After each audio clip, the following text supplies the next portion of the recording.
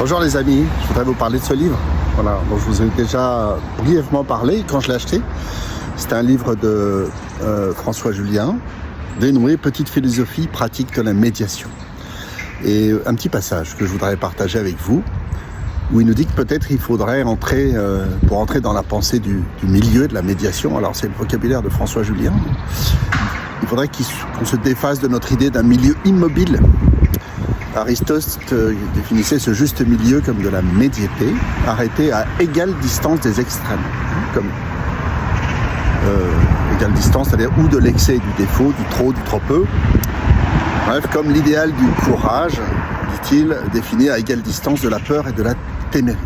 Et il dit qu'il en a découlé dans nos mœurs un milieu prudent, prôné par une sagesse timorée, évitant d'affirmer fortement sa couleur.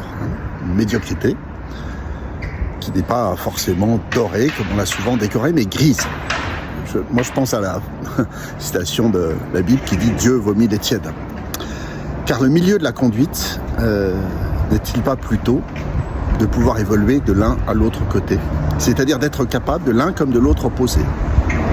3 ans de deuil à la mort de son père, ce n'est pas trop, dit un penseur chinois. François Julien se réfère beaucoup à la philosophie chinoise.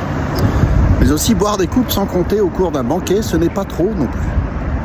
Je n'exagère en fait d'aucun côté, le risque, la perte, serait plutôt que, s'enlisant d'un côté, on se ferme à l'autre possibilité.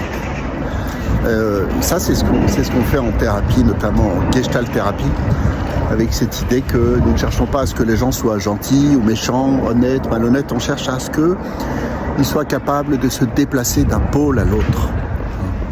Et que de la même façon, dans les conflits, c'est souvent qu'il y a quelque chose qui se fige, qui se braque, si j'ose dire, comme un nœud trop serré, et que dans notre capacité en tant qu'accompagnant d'avoir cette fluidité dans le mouvement, eh bien, c'est un facteur qui peut permettre de dénouer les nœuds les plus serrés.